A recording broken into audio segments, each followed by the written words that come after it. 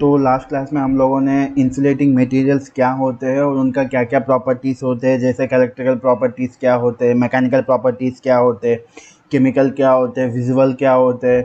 तो ये सारे प्रॉपर्टीज़ हम लोगों ने देखा था। तो आज हम लोगों को क्या देखना है, आज हम लोगों को देखना है कि क्या क्या इंसुलेटिंग मटेरियल्स रहते हैं और हर एक मटेरियल का क्या एप्लीकेशंस है और कहाँ पे उसका प्रॉपर्टीज़ क्या है और उनको कहाँ यूज़ किया जाता है। ठीक है, तो एक एक मटेरियल के बारे में हमको जानना पड़ेगा को मटेरियल क्या है, उसका क्या प्रॉपर्टीज़ है और उसको कहाँ यूज़ किया जाता है। ठीक है, तो चलिए हम सबसे पहले मटेरियल से शुरू करते हैं।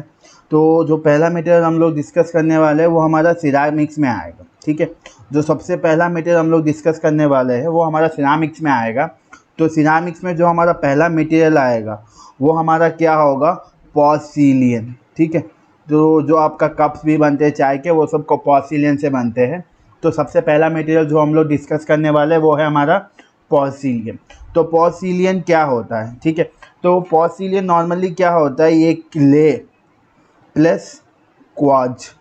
तो क्ले और क्वार्ट्ज को मिला के क्या किया जाता है, पोर्सिलियन नाम का मटेरियल बनाया जाता है। तो क्ले और क्वार्ट्ज को जब मिलाते हैं तो उसको क्या करते हैं, एक ग्लास का मैट्रिक्स में डालते हैं। ठीक है, तो सिर्फ आपको जानना है लेकिन इतना डेप्थ में नहीं जानना। तो ये जो पोर्सिलियन होता है वो आपका क्ले और क्वार्ट्ज का कॉम्बिनेशन होता है और इन दोनों को एक ग्लास मैट्रिक्स में डाला जाता है। अगर हम इस पोर्सिलियन को अगर हम एक इंसुलेटर के जैसे यूज़ कर रहे हैं तो तब इसके साथ इसको और क्या करेंगे, इसको कुछ ग्लेजिंग करेंगे। तो ग्लेजिंग क्या होता है, तो आप गूगल करेंगे तो आपको ग्लेजिंग क्या होता है मिल जाता है। तो पतला सा ग्लास का ग्लेजिंग करते हैं इसके ऊपर, अगर इसको जब इंसुलेटर के जैसे यूज़ करना है तो। ठीक है, तो यहाँ इतना बहुत है पोर्सिलिन के बारे में। तो आपको क्या याद रखना है, पोर्सिलिन आपका क्या है, एक क्ले और क्वार्ट्ज का मिक्सर होता है जो एक ग्लास मैट्रिक्स में यूज़ बनाया जाता है और ये एक इंसुलेटिंग मटेरियल है। और इसको अगर इसलिए इसको एक इंसुलेटिंग मटेरियल जैसे यूज़ कर सकते हैं। अगर इसको आप इंसुलेटिंग मटेरियल जैसे यूज़ कर रहे हैं तो क्ले और क्वार्ट्ज को एक ग्लास मैट्रिक्स में बनाते समय इसमें ग्लेजिंग भी किया जाता है पतला सा ग्लास के साथ, ताकि ये एक अच्छा इंसुलेटर जैसा काम कर सके। ठीक है, तो इतना ही जानना है आपको पोर्सिलिन के बारे में। तो हमको इसका सबसे इम्पॉर्टेंट क्या है कि इसका क्या प्रॉपर्टीज़ है, क्योंकि अगर हम इसको एक इलेक्ट्रिकल मटीरियल इंसुलेटर जैसा यूज़ कर रहे हैं तो इसको कुछ प्रॉपर्टीज़ होंगे तभी ये हमारा इलेक्ट्रिकल इंसुलेटर जैसा काम कर रहा है ना। तो हम इसका इलेक्ट्रिकल क्या क्या प्रॉपर्टीज़ है वो हम लोग देखेंगे। ठीक है, तो अगर आप इसका प्रॉपर्टीज़ देखेंगे, पोर्सिलिन का अगर आप प्रॉपर्टीज़ देखेंगे तो पोर्सिलिन का सबसे पहला प्रॉपर्टी इसका जो स्पेसिफिक ग्रेविटी रहता है, इसका जो स्पेसिफिक ग्रेविटी रहता है वो इसका 2.35 से लेके 3 ग्राम्स पर सीसी होता है, क्यूबिक सेंटीमीटर। ठीक है, तो और इसका जो ऑपरेटिंग टेम्परेचर है वो कितना टेम्परेचर तक ऑपरेट कर सकता है बिना कुछ मेल्ट हुए, तो ये आपका 1200 डिग्री सेंटीग्रेड तक बिना मेल्ट हुए आराम से काम कर लेगा। ठीक है, और एक और सबसे इम्पॉर्टेंट प्रॉपर्टी इसका क्या है, डाइलेक्ट्रिक स्ट्रेंथ। तो इसका डाइलेक्ट्रिक स्ट्रेंथ कितना होगा, तो अगर आप पोर्सिलिन का देखेंगे तो आपका पोर्सिलिन का जो डाइलेक्ट्रिक स्ट्रेंथ रहता है वो आपका 5 से लेके 7 रहता है। ठीक है, सॉरी डाइलेक्ट्रिक कांस्टेंट है ये आपका। ठीक है, तो पोर्सिलिन का जो डाइलेक्ट्रिक कांस्टेंट रहता है वो आपका 5 से लेके 7 तक रहता है। और अगर आप इसका रेसिस्टिविटी देखेंगे तो पोर्सिलिन का जो रेसिस्टिविटी रहता है, ठीक है, तो पोर्सिलिन का जो रेसिस्टिविटी रहता है वो आपका 10⁻11 से लेके 10⁻14 वोम मीटर रहेगा। ठीक है, तो ये सारे प्रॉपर्टीज़ इलेक्ट्रिकल के रिलेटेड ही है। ठीक है, और इसमें एक और अच्छा प्रॉपर्टी क्या है, ये लो हाइग्रोस्कोपिक। इसका जो हाइग्रोस्कोपिसिटी है वो बहुत कम है, मतलब ये पानी को बहुत ही कम ऑब्जर्व करता है। और इसका केमिकल रेसिस्टेंस भी बहुत अच्छा है, मतलब ये केमिकल से रिएक्ट नहीं करेगा, हाई केमिकल रेसिस्टिविटी है, इस रेसिस्टेंस है इसका। और इसका टेंसाइल स्ट्रेंथ भी क्या है, बहुत हाई है। ठीक है, तो इन सारे प्रॉपर्टीज़ की वजह से आपका पोर्सिलिन क्या होता है, ये एक आपका एक इंसुलेटिंग मटेरियल में आता है। ठीक है, तो सबसे पहला प्रॉपर्टी क्या है, इसका स्पेसिफिक ग्रेविटी 2.35 से लेकर 3 ग्राम पर क्यूबिक सेंटीमीटर रहता है। उसके बाद इसका अगर आप ऑपरेटिंग टेम्परेचर देखेंगे तो ये आपका 1200 डिग्री सेंटीग्रेड होगा। और इसका जो डाइलेक्ट्रिक कांस्टेंट रहता है वो 5 to 7 रहेगा। और इसका जो रेसिस्टिविटी रहता है वो आपका 10⁻11 से लेकर 10⁻14 वोम मीटर रहेगा। और इसका हाइग्रोस्कोपिसिटी बहुत कम है, मतलब ये पानी को बहुत कम ऑब्जर्व करता है और ये केमिकली रेसिस्टेंस है और इसका टेंसाइल स्ट्रेंथ भी बहुत ज़्यादा है। ठीक है, तो इन सारे प्रॉपर्टीज़ की वजह से पोर्सिलियन आपका एक अच्छा इंसुलेटिंग मटेरियल में आ सकता है, ठीक है। तो अब इसका पोर्सिलियन क्या होता है देखें, पोर्सिलियन का क्या प्रॉपर्टीज़ होते हैं देखें हम। तो उसके बाद हम लोगों को क्या करना है, पोर्सिलियन का क्या क्या अप्लीकेशंस होंगे, मतलब आपका ये पोर्सिलियन कहाँ यूज़ किया जाता है, ठीक है। तो अगर आप पोर्सिलियन का अप्लीकेशंस देखेंगे, ठीक है, पोर्सिलियन का अगर आप अप्लीकेशंस देखेंगे तो सबसे पहला अप्लीकेशन इसका कहाँ यूज़ किया जाता है, इसको ट्रांसफार्मर के बुशिंग्स में यूज़ किया जाता है। तो आप अगर बाद में जब आप मशीन्स पढ़ेंगे तो आप ट्रांसफार्मर्स के बारे में जब पढ़ेंगे तो उन ट्रांसफार्मर्स में एक बुशिंग्स रहते हैं, मतलब जहाँ पे इनपुट और आउटपुट कनेक्शन होता है ट्रांसफार्मर का, तो वहाँ पे एक बुशिंग्स लगाया जाता है। तो वो जो बुशिंग्स होते हैं वो आपका किससे बने रहते हैं, आपका ये पोर्सिलियन से बने रहते हैं। उसके बाद आपका एक और एप्लीकेशन क्या होता है, इसको लाइन इंसुलेटर्स जैसे यूज़ किया जा सकता है। लाइन इंसुलेटर्स मतलब अगर आप पोल्स देखेंगे, इलेक्ट्रिकल पोल्स देखेंगे, तो पोल्स में आपका वायर जाएगा, तो वायर और पोल्स के बीच में इंसुलेशन के लिए वहाँ पे पोर्सिलियन का ही इंसुलेटर्स लगाया जाता है, ठीक है। उसके बाद और अगर आप देखेंगे तो कुछ स्विचेस में भी पोर्सिलियन का स्विचेस आते हैं, या आपका प्लग्स जो रहते हैं वो प्लग्स भी कुछ प्लग्स पोर्सिलियन का होते हैं।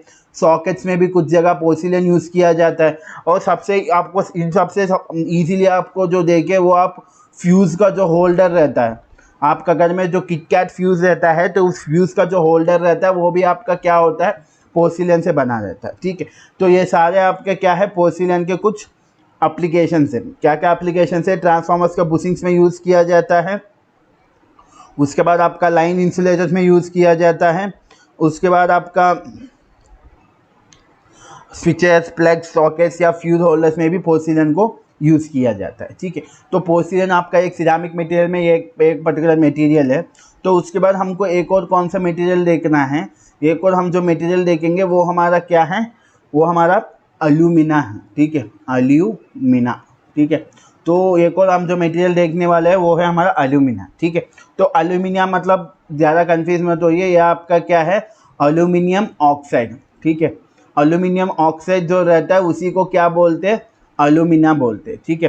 तो एल्यूमिनियम का जो ऑक्साइड रहता है उसी को एल्यूमिना बोलते हैं, ठीक है।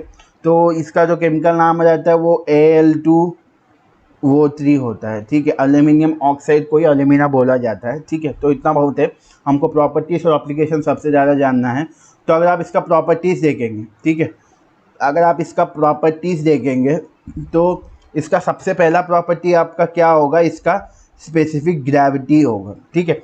तो अगर आप एल्यूमिना का स्पेसिफिक ग्रेविटी देखेंगे, इसका जो स्पेसिफिक ग्रेविटी रहता है वो 3.2 से लेके 4.2 ग्राम पर क्यूबिक सेंटीमीटर रहता है, ठीक है। तो उसके बाद अगर आप और इसका ऑपरेटिंग टेम्परेचर देखेंगे तो ये आपका क्या होगा, 1800 डिग्री सेंटीग्रेड, मतलब 1800 डिग्री सेंटीग्रेड तक बहुत इजीली ये आपका काम करेगा, ठीक है। उसके बाद फिर से वही एक डाइलेक्ट्रिक कांस्टेंट देखेंगे। अगर आप इसका डाइलेक्ट्रिक कांस्टेंट देखेंगे तो इसका जो डाइलेक्ट्रिक कांस्टेंट रहेगा वो कितना रहेगा, 8 से लेके 9.5 रहता है, ठीक है। तो इसका जो डाइलेक्ट्रिक कांस्टेंट रहता है वो आपका 8 से लेके 9.5 तक रहता है। उसके बाद अगर आप इसका रेसिस्टिविटी देखेंगे, ठीक है, अगर आप एल्यूमिना का रेसिस्टिविटी देखेंगे तो इसका जो रेसिस्टिविटी रहता है वो आपका 10⁻14 से लेके 10⁻16 ओम मीटर रहेगा, ठीक है। तो उसके बाद अगर आप इसको भी देखेंगे, इसका जो हाइग्रोस्कोपिसिटी है इसका भी बहुत कम है, मतलब ये भी पानी को बहुत कम ऑब्जर्व करेगा। तो इसका इंसुलेशन में ज़्यादा पानी से फ़र्क नहीं पड़ने वाला। इसका भी केमिकल रेसिस्टेंस हाई है और इसका भी टेंसाइल स्ट्रेंथ हाई है। मतलब ये सारे क्या है, आपका एल्यूमिना का प्रॉपर्टीज़ है। तो आप देखेंगे तो इसका स्पेसिफिक ग्रेविटी अच्छा है उससे कंपेयर किया, तो इसका ऑपरेटिंग टेम्परेचर भी उससे कंपेयर किया तो ज़्यादा है पोर्सिलियन से कंपेयर किया। तो इसका डायरेक्ट्रिक कांस्टेंट भी अच्छा है, इसका रेसिस्टिविटी भी पोर्सिलियन से ज़्यादा है और इसकी ये भी लो हाइग्रोस्कोपिसिटी है, मतलब ये भी पानी को बहुत कम ऑब्जर्व करेगा। और इसका केमिकल रेसिस्टेंस भी ज़्यादा है, मतलब ये किसी भी केमिकल से रिएक्ट नहीं करेगा और इसका टेंसाइल स्ट्रेंथ भी ज़्यादा है, ठीक है। तो लगभग ये भी जो भी प्रॉपर्टीज़ पोर्सिलियन को है वो उससे भी अच्छा प्रॉपर्टीज़ आपका एल्यूमिना को है। तो इसको भी इलेक्ट्रिकल एप्लीकेशंस में यूज़ किया जाता है। तो चलिए देखते हैं कहाँ कहाँ इसको यूज़ करते हैं, ठीक है। तो एल्यूमिनियम आपका कहाँ कहाँ यूज़ किया जाता है, तो इसका अगर आप एप्लीकेशंस देखेंगे एल्यूमिना का, तो इसका अगर आप एप्लीकेशंस देखेंगे तो इसमें पहला एप्लीकेशन आप हम लोग बोल सकते हैं कि इसको हम लोग सर्किट ब्रेकर्स में यूज़ करते हैं। तो जब आप पावर सिस्टम्स पढ़ेंगे तो सबस्टेशंस में एक होता है सर्किट ब्रेकर, जो सर्किट को ब्रेक करता है। तो उन सर्किट ब्रेकर्स में आपका क्या होता है, एल्यूमिना का यूज़ किया जाता है। और स्पार्क प्लग जो रहता है, ठीक है, तो गाड़ी के भी स्पार्क प्लग्स जो रहते हैं उनमें भी एल्यूमिना का यूज़ किया जाता है। उसके बाद आपका रेसिस्टर कोर्स, तो लैब में अगर आप बड़े बड़े रेसिस्टर्स देखेंगे तो उनका एक कोर रहता है, तो उनका रेसिस्टर्स का जो कोर रहता है वो आपका क्या होगा, एल्यूमिना से ही बना रहता है, ठीक है। उसके बाद अगर आप देखेंगे तो आईसीज का जो सबस्ट्रेट रहता है या आपका ट्रांजिस्टर्स जो रहते हैं, ठीक है, ये सब आपका इलेक्ट्रॉनिक्स में अगर आप ट्रांजिस्टर्स देखेंगे, मेनली अगर आप पावर ट्रांजिस्टर्स देखेंगे तो आपका पावर ट्रांजिस्टर्स भी क्या होता है, आपका एल्यूमिना से बनते हैं, ठीक है। तो एल्यूमिना आपका सर्किट ब्रेकर्स में, स्पार्क प्लग्स में, रेसिस्टर के कोर में और आईसी लेवल में आपका पावर ट्रांजिस्टर्स में क्या किया जाता है, एल्यूमिना का यूज़ किया जाता है, ठीक है। तो ये सब आपके क्या है, एल्यूमिना का कुछ प्रॉपर्टीज़ है, ठीक है। तो ये आपका सिरामिक मटेरियल्स में ये दोनों मटेरियल्स पढ़ेंगे तो हो जाएगा। उसके बाद हम लोग देखेंगे एक और इंसुलेटिंग मटेरियल देखेंगे, वो है हमारा, एक मिनट, एस्बेस्टॉस, ठीक है। तो मैं लिख दे रहा हूँ उसका नाम। तो उसके बाद हम एक और जो इंसुलेटिंग मटेरियल देखने वाले हैं वो है हमारा एस्बेस्टॉस, ठीक है। तो ये एस्बेस्टॉस जो रहता है ये आपको नेचुरली मिलेगा, ये आपको कहाँ मिलेगा, सर्पेंटाइन रॉक्स नाम का एक रॉक्स होते हैं, ठीक है, सर्पेंटाइन रॉक्स नाम का एक रॉक्स होते हैं। तो इन रॉक्स में आपका क्या होता है, ये एस्बेस्टॉस मिलता है, ठीक है।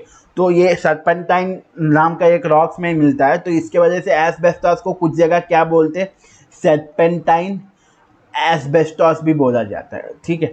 तो ये नॉर्मली एस्बेस्टॉस है, ये आपको सर्पेंटाइन रॉक में मिलता है, लेकिन ये सर्पेंटाइन रॉक में मिलने की वजह से कुछ जगह इसको क्या बोलते हैं, सर्पेंटाइन एस्बेस्टॉस भी बोला जाता है, ठीक है। तो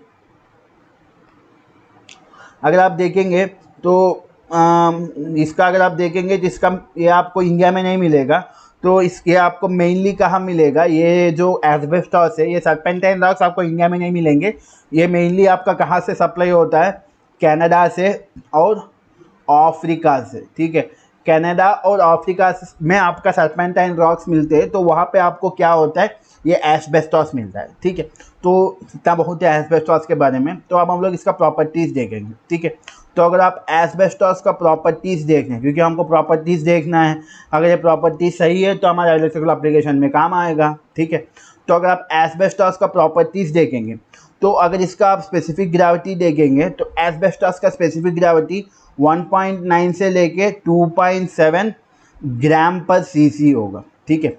उसके बाद अगर आप एस्बेस्टॉस का मेल्टिंग पॉइंट देखेंगे या ऑपरेटिंग टेम्परेचर, क्योंकि मेल्टिंग पॉइंट तक जो भी टेम्परेचर होता है उसको ऑपरेटिंग टेम्परेचर बोला जाता है, तो कंफ्यूज मत होइए, क्योंकि मेल्टिंग पॉइंट तक जो टेम्परेचर रहता है उसी को ऑपरेटिंग टेम्परेचर बोलते हैं। मेरे जैसा मैं आपको प्रीवियसली जब आपको मैं बाकी दो मटेरियल्स का बोला था, तो एक का 1200 डिग्री सेंटीग्रेड था, एक का 1900 डिग्री सेंटीग्रेड था, तो इसको मैं ऑपरेटिंग टेम्परेचर बोल रहा हूँ। तो भाई मेल्टिंग पॉइंट ऑपरेटिंग टेम्परेचर लगभग सेम ही होता है। अगर ज़्यादा मेल्टिंग पॉइंट है, क्योंकि मेल्टिंग पॉइंट तक ऑपरेट करेगा, मेल्टिंग पॉइंट के बाद मेल्ट हो जाएगा, मेल्टिंग पॉइंट से मेल्ट होना शुरू होगा, ठीक है।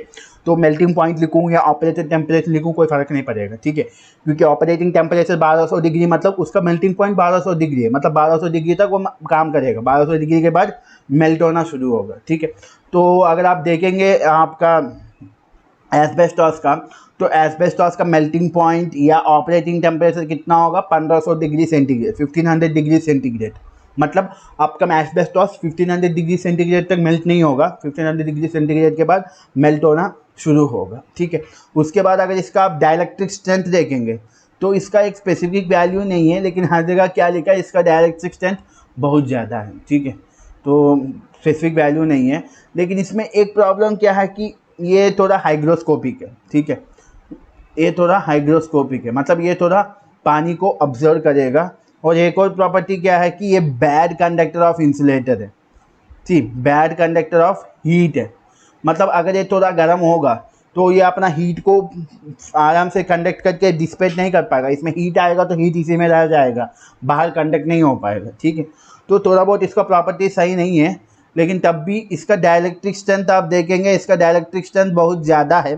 तो इसके वजह से इसको कुछ इलेक्ट्रिकल एप्लीकेशन में यूज़ कर सकते हैं, जहाँ पे पानी ना जाता हो और जहाँ पे ज़्यादा हीट नहीं आता हो, तो उन इलेक्ट्रिकल एप्लीकेशंस में हम एस्बेस्टॉस को यूज़ कर सकते हैं। तो चलिए देखते हैं इसका कहाँ का एप्लीकेशंस होते हैं हमारे।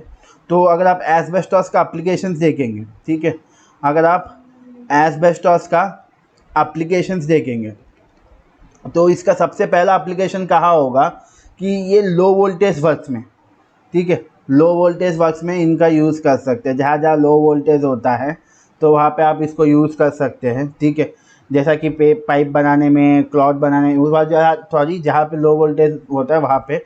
और एक और एप्लीकेशन क्या होता है, इसको कॉइल के वाइंडिंग के ऊपर एंड इंसुलेटिंग एंड्स, ठीक है, वहाँ पे कॉइल के वाइंडिंग में जहाँ पे एन टर्न्स को इंसुलेट किया जाता है, क्योंकि आपका कॉइल ऐसा रहता है तो दो कंडक्टर्स को ऐसा मिलाएंगे, तो कंडक्टर 1 कंडक्टर 2 है, तो दो कंडक्टर्स का ऐसा मिलाएंगे तो आपका एक कॉइल बनता है।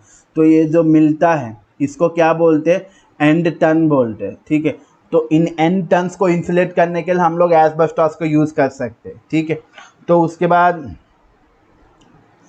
सर्किट ब्रेकर्स में और स्विचेस में, जहाँ अगर आप हाई वोल्टेज एप्लीकेशंस में देखेंगे तो सर्किट ब्रेकर्स में कभी कभी आर्क आता है, ठीक है, या हाई वोल्टेज एप्लीकेशंस में स्विचेस में भी क्या होता है, आर्क आता है, ठीक है, ये आर्क। तो इन आर्क को वहाँ पे थोड़ा कंट्रोल करने के लिए एस्बेस्टॉस को यूज़ किया जाता है। और ट्रांसफार्मर्स में भी कुछ जगह इंसुलेशन के लिए एस्बेस्टॉस को यूज़ कर सकते हैं, ठीक है। तो ये आपका क्या है, यह आपका एस्बेस्टॉस है, ठीक है। तो कहाँ का यूज़ होता है, थोड़ा कम एप्लीकेशन में यूज़ होता है, जैसा कि लो वोल्टेज में या कॉइल वाइंडिंग में या सर्किट ब्रेकर्स और स्विचेस में, जहाँ पे आर्क आता है वहाँ पे आर्क बैरियर के जैसा इसको यूज़ कर सकते हैं आर्क को रोकने के लिए, और ट्रांसफार्मर्स में इसको यूज़ कर सकते हैं, ठीक है।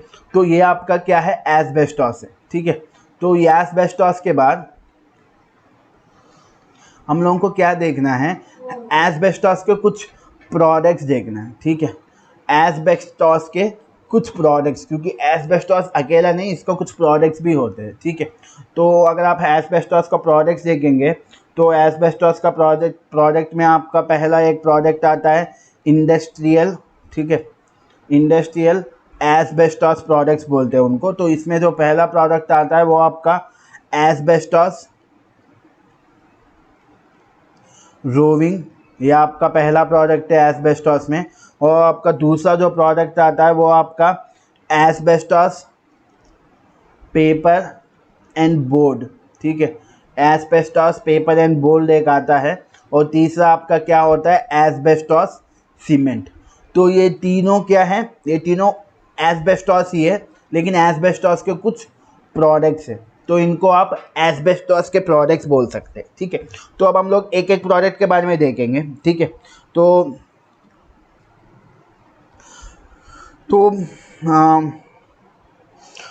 देखेंगे एक एक प्रोडक्ट के बारे में। तो पहले आप ये देखिए कि एस्बेस्टॉस के इतने प्रोडक्ट्स क्यों हैं, क्योंकि देखिए सबसे पहला चीज़ क्या है कि एस्बेस्टॉस अलग अलग इंजीनियरिंग एप्लीकेशंस में यूज़ किया जाता है, तो इसकी वजह से उसका अलग अलग प्रोडक्ट्स है, अलग अलग एप्लीकेशन में अलग अलग जैसे यूज़ करते हैं, क्योंकि ये क्रिस्टलाइन फॉर्म में रहता है, ठीक है। तो इसके वजह से इसको अलग अलग एप्लीकेशन में यूज़ करते हैं, ठीक है, ठीक है।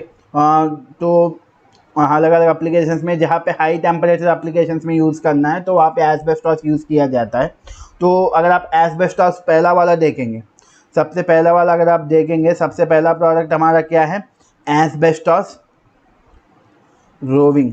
तो सबसे पहला अगर हम लोग एस्बेस्टॉस रोविंग देखेंगे तो एस्बेस्टॉस रोविंग जो रहता है आपका, तो ये जो एस्बेस्टॉस रोविंग है, ये क्या होता है, ये रीइंफोर्स किया जाता है, ठीक है।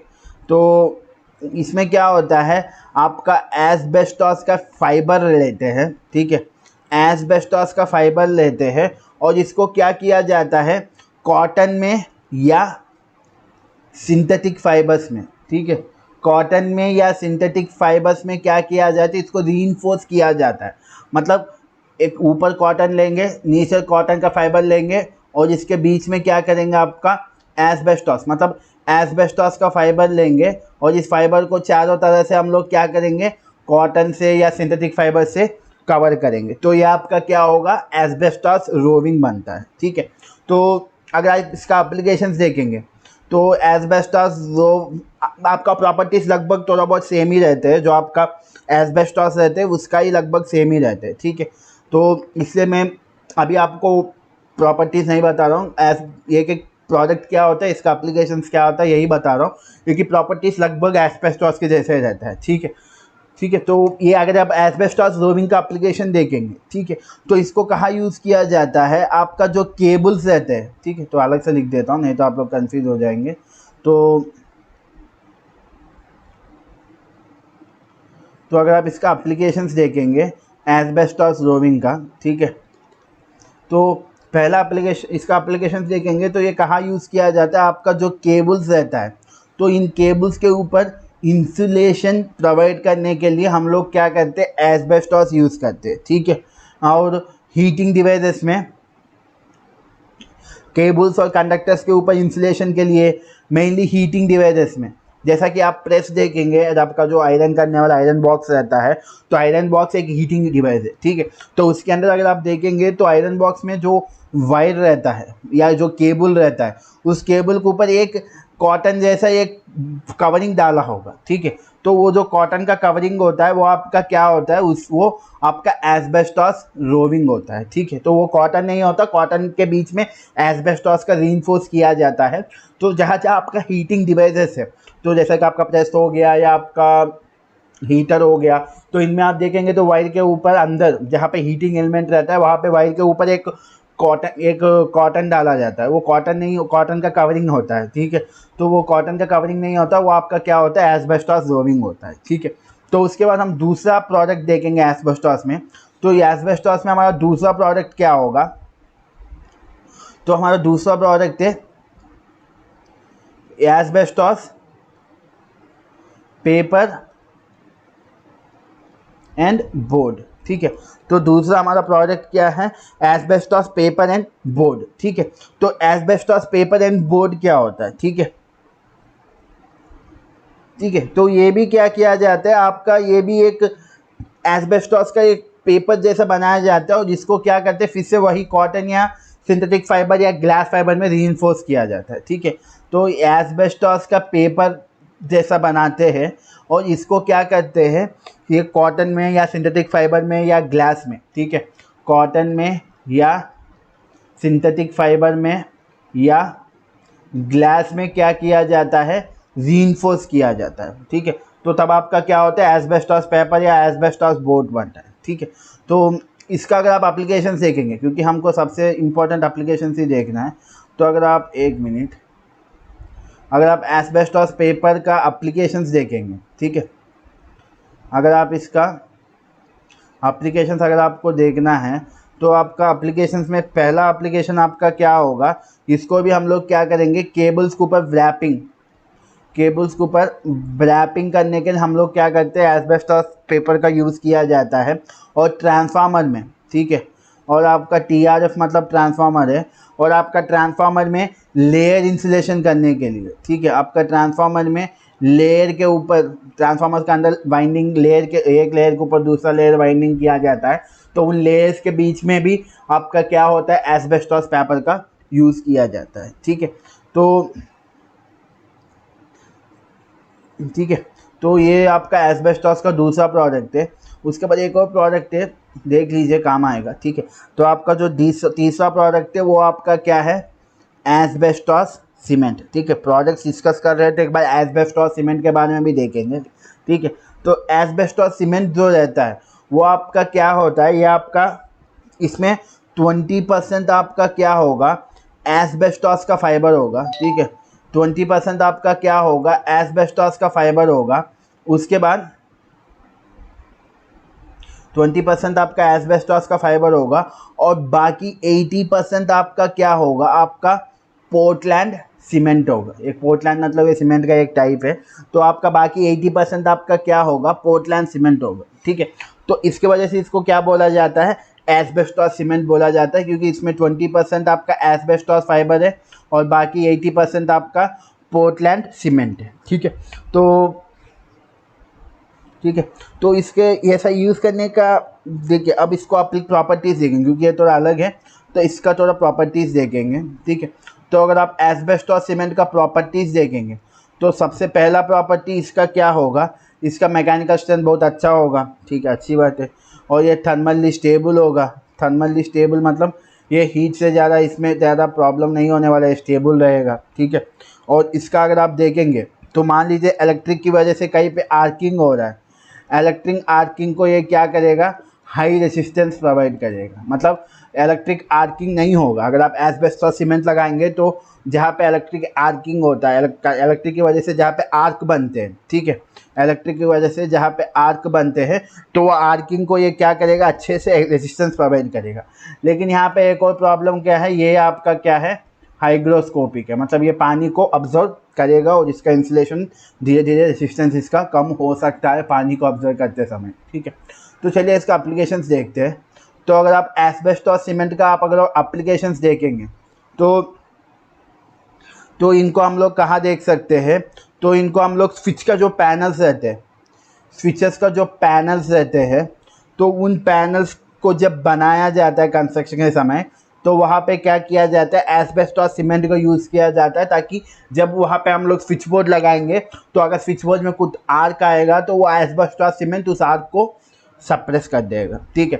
तो एप्लीकेशन क्या है, जहाँ पे स्विच पैनल्स लगाया जाता है, स्विच का जो पैनल्स होते हैं, स्विच बोर्ड नहीं, स्विच बोर्ड लगाने से पहले स्विच बोर्ड का पैनल लगाया जाता है, तो जहाँ पे वो पैनल्स लगाते हैं तो उस पैनल्स के कंस्ट्रक्शन के समय वहाँ पे एस्बेस्टॉस सीमेंट का यूज़ किया जाता है, ताकि बाद में अगर हम लोग स्विच बोर्ड लगाएंगे, स्विच बोर्ड में आर्क भी आएगा लेकिन वहाँ पे एस्बेस्टॉस सीमेंट का पैनल बना है तो वो आपका आर्किंग को सप्रेस करेगा, ठीक है। तो ये आपका क्या है, एस्बेस्टॉस है, ठीक है। तो ये आपका क्या है, पोर्सिलियन देके है, एल्यूमिना देके है, एस्बेस्टॉस और एस्बेस्टॉस के कुछ प्रोडक्ट्स देके, ठीक है। तो यहाँ तक हर एक में आपको ऐसे ही देखना है, ठीक है। हर एक में आपको क्या करना है, ऐसे ही देखना है कि एस्बेस्टॉस क्या होता है, एस्बेस्टॉस सीमेंट क्या होता है, तो यही आपको देखना है, ठीक है। तो उसके बाद हम लोगों को क्या देखेंगे, हम लोग इंसुलेटिंग गैसेस देखेंगे, ठीक है। तो हम लोग कुछ इंसुलेटिंग गैसेस देखेंगे, क्योंकि आपको मैं बताया था हमारे कुछ गैसेस भी रहते हैं जो हम लोगों को बहुत अच्छा इंसुलेशन प्रोवाइड करते हैं, ठीक है। तो अगर आपको यहाँ तो कुछ प्रॉब्लम है तो आप बाद में कमेंट करके पूछ सकते हैं, ठीक है, एक मिनट, ठीक है। तो अब हम लोग इंसुलेशन गैसेस देखेंगे, क्या कौन सा गैसेस हमारा इंसुलेशन गैसेस के जैसा काम करते हैं। तो अगर हम लोग अभी हम लोग अगर इंसुलेटिंग गैसेस देखेंगे, ठीक है, कुछ गैसेस जो इंसुलेशन जैसा काम करते हैं, तो इसमें हम लोग पहला क्या देख सकते हैं, सबसे पहला हम लोग एयर के बारे में देख सकते हैं, क्योंकि आपको मैं बताया था एयर आपका क्या है, एक अच्छा इंसुलेटर जैसा काम करता है, ठीक है। तो एयर क्या होता है कि एयर में एक अच्छा प्रॉपर्टी क्या है, ठीक है, एयर का जो डाइलेक्ट्रिक कांस्टेंट रहता है, ठीक है, एयर का जो इलेक्ट्रिक कांस्टेंट रहता है वो आपका क्या होता है, इंक्रीज़ होता है एयर प्रेशर के साथ। जैसा जैसा एयर का प्रेशर इंक्रीज़ होगा तो उस एयर का जो डाइलेक्ट्रिक स्ट्रेंथ कांस्टेंट रहता है वो भी क्या होता रहता है, इंक्रीज़ होता रहता है, ठीक है। तो मतलब अगर मुझे कहीं पे ज़्यादा डाइलेक्ट्रिक कांस्टेंट मतलब ज़्यादा स्ट्रेंथ वाला गैस चाहिए तो मैं वहाँ पे क्या कर सकता हूँ, एयर को ही ज़्यादा कंप्रेस करूँगा।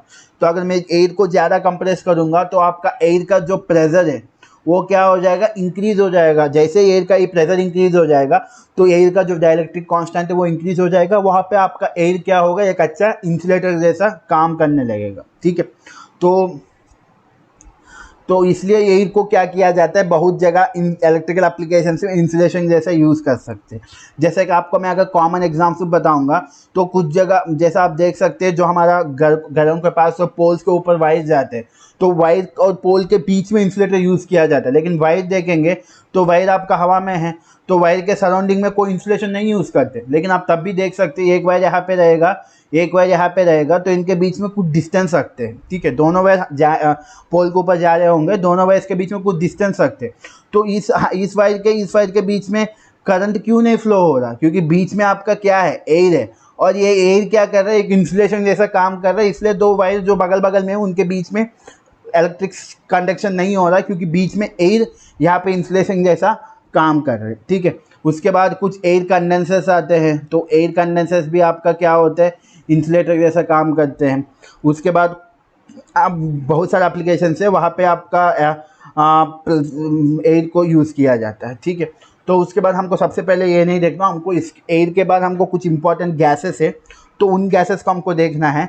जैसा सबसे पहला गैस हम जो देखने वाले हैं वो है हमारा क्या है, हाइड्रोजन। ठीक है, क्योंकि हाइड्रोजन भी आपका क्या है, एक इंसुलेटिंग गैस है, क्योंकि हाइड्रोजन भी आपको थोड़ा बहुत इंसुलेशन प्रोवाइड करता है। ठीक है, तो अगर आप हाइड्रोजन देखेंगे तो हाइड्रोजन इंसुलेशन प्रोवाइड करता है। ठीक है, लेकिन हाइड्रोजन को बहुत कम जगह इंसुलेटर जैसे यूज़ करते हैं। ठीक है, क्योंकि ये ज़्यादा इंसुलेशन नहीं प्रोवाइड करता और इसका कुछ अपना लिमिटेशंस है, तो इसकी वजह से हाइड्रोजन को कुछ कम जगह आपको क्या किया जाता है, इंसुलेटर जैसा यूज़ कर सकते हैं। ठीक है, क्योंकि हाइड्रोजन को कम इंसुलेटर जैसा यूज़ करते हैं और ज़्यादा जगह इसको क्या करते हैं, कूलिंग के लिए यूज़ करते हैं, क्योंकि हाइड्रोजन बहुत अच्छा कूलिंग प्रोवाइड करता है।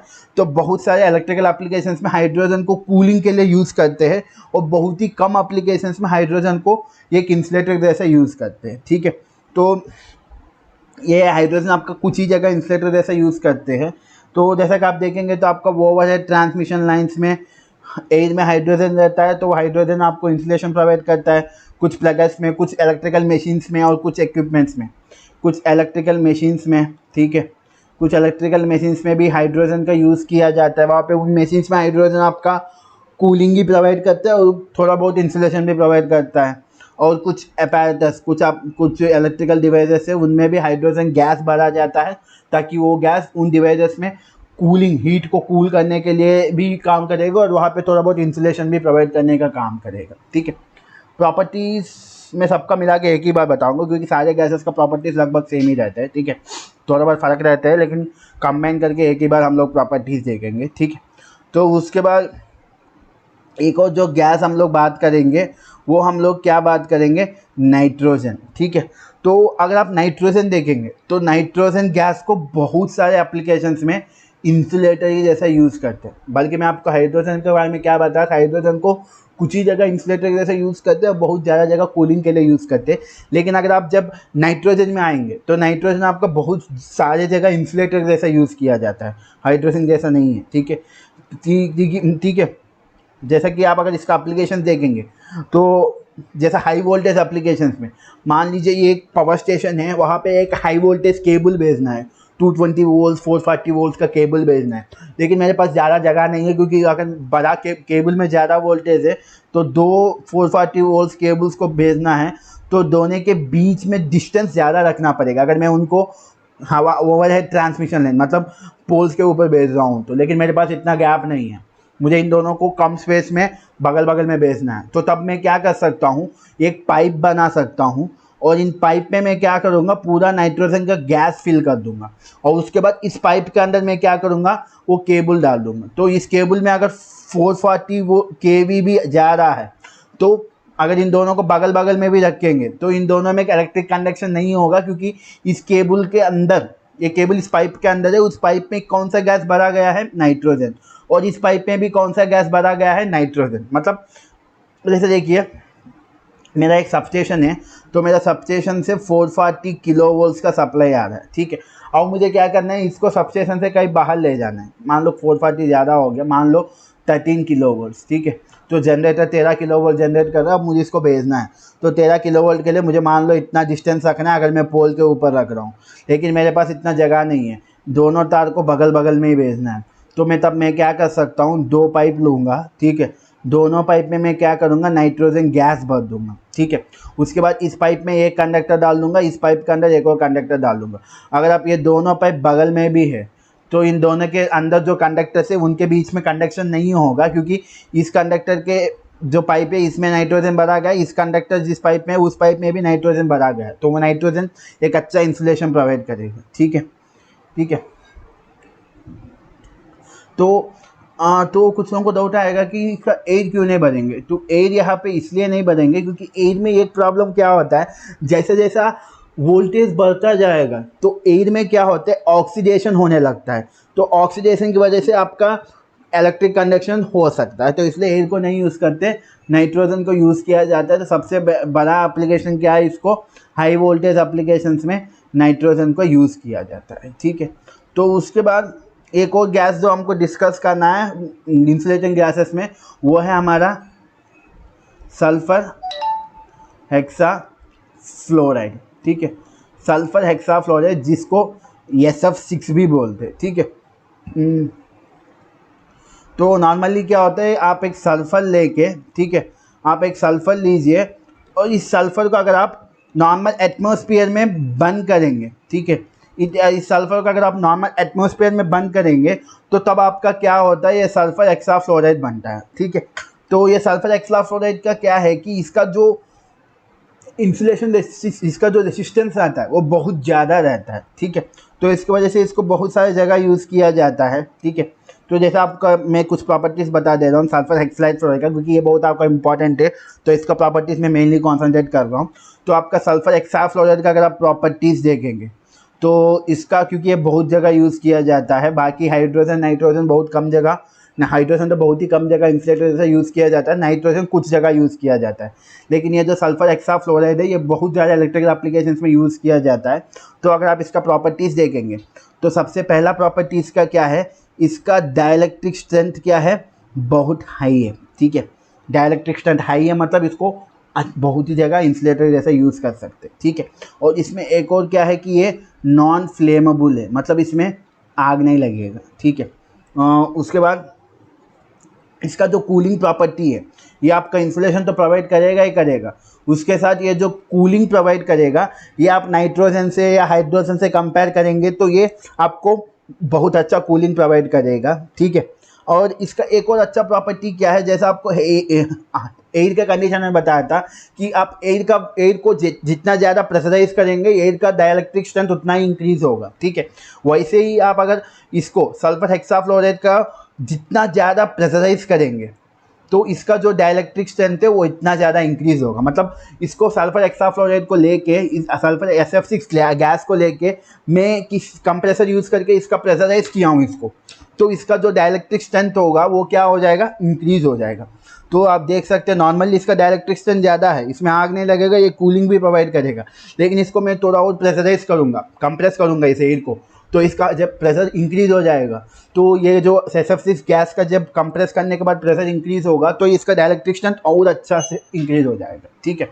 तो लेकिन इसमें कुछ एप्लीकेशंस देखेंगे तो ये आपका कहाँ यूज़ किया जाता है SF6 गैस, तो ये जो SF6 गैस है ये आपका ट्रांसफार्मर्स में हम लोग यूज़ कर सकते हैं, बड़े बड़े इलेक्ट्रिकल स्विचेस में यूज़ कर सकते हैं, और सबसे बड़ा एप्लीकेशन है सर्किट ब्रेकर्स में। आप अगर बाद में कभी सबस्टेशंस या पावर सिस्टम्स पढ़ेंगे तो उसमें आप SF6 सर्किट ब्रेकर के बारे में पढ़ेंगे। तो ये सर्किट ब्रेकर में SF6 गैस भरा जाता है, और जब ये सर्किट ब्रेक होता है तो वहाँ पे जो SF6 गैस क्या करेगा, आग नहीं लगने देगा, साथों साथ ये वहाँ पे इंसुलेशन भी प्रोवाइड करेगा, ठीक है।